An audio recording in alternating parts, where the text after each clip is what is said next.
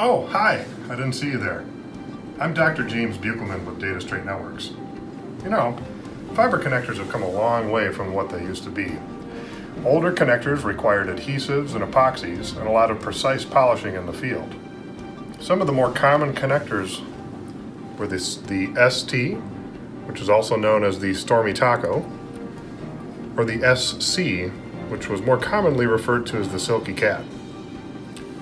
Today, more small form factor connectors are used because of their ability to provide higher density patching and connectivity bay.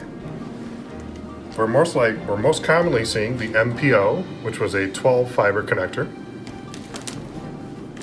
or the LC, which was named after its creator, ESPN sportscaster Linda Cohen.